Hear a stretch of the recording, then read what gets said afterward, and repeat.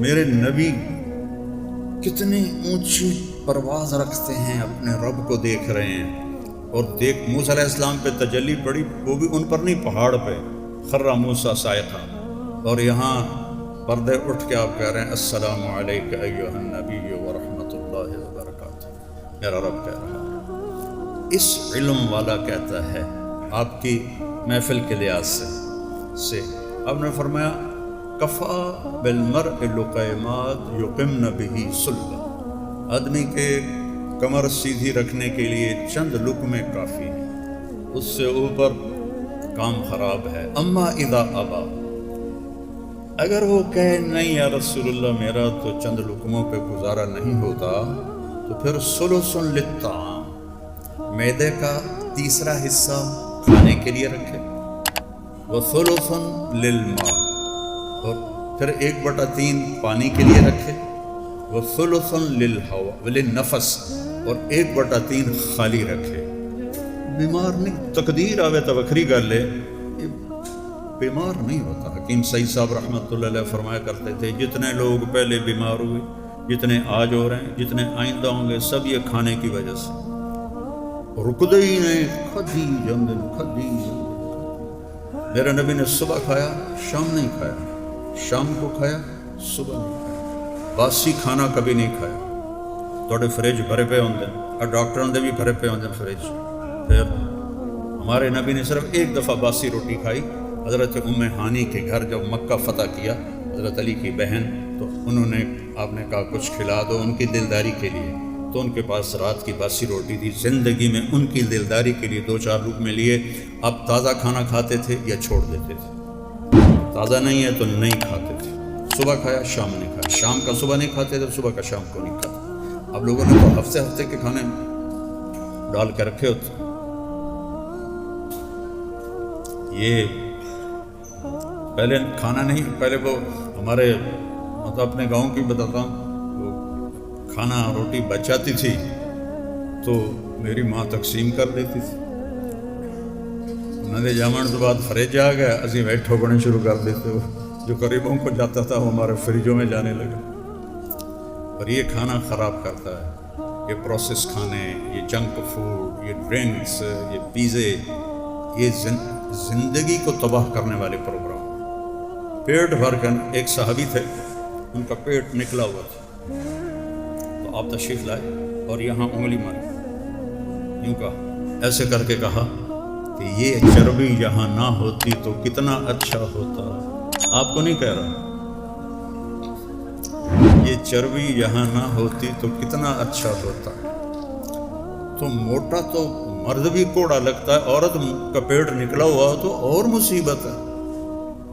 جس کو اللہ نے نفیس بنایا، حسین بنایا، اس کھا کھا کے اپنی تباہی پھیر چھڑی۔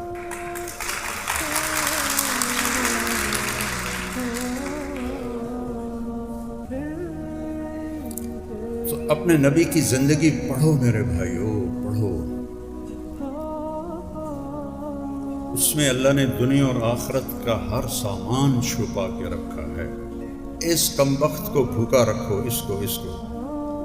میرے نبی نے فرمایا ما ملأ آدمی وعاء شرا من بطنہ، سب سے بدترین برتن جس کو کوئی بھرتا ہے وہ اس کا پیٹ ہے۔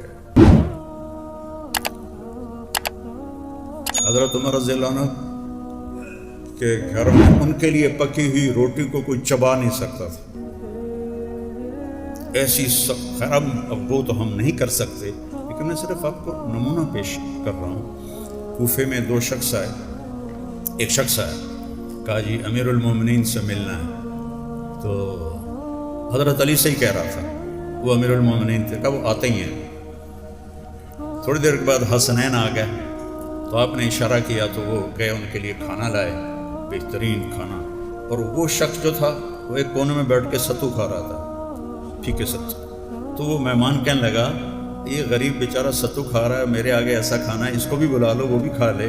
کہا یہی امیر المومنین ہیں جن سے تم ملنے کے لیے آئے ہو، ان کے ستو ان کی شہادت تک مدینے سے آتے تھے اور وہ کھاتے تھے، اور طاقت اتنے تھے کہ خیبر کا دروازہ اکھاڑ دیا۔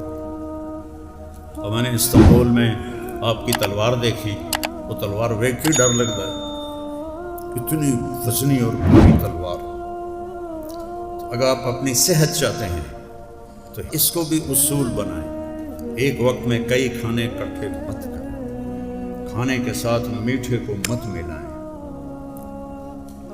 کھانے کے ساتھ میٹھے کو مت ملائیں، پیٹ بھر کے مت کھائیں۔ پہلے چاول کھاندے ہیں پھر روٹی نہیں شروع ہو جاتی، پہلے روٹی کھاندے ہیں پھر چاول نہیں شروع ہو جاندے ہیں، تو حلوہ پوڑی بھی آ جاتا، راتی حلوہ پوڑی، ایڈی جہالت، سب کچھ کھا کے حلوے پوڑی کھا رہے ہیں، پھر سیون اپ پیندن تو کاربن ڈائی آکسائڈ ہے وہ باہر نکل جاندے ہیں، شکر ہے ہاضمہ ہو گیا، وہ ہاضمہ نہیں ہوا تیرا ستیہ ناس ہو گیا۔ تو اپنے نبی والی سیرت کو اپنائیں۔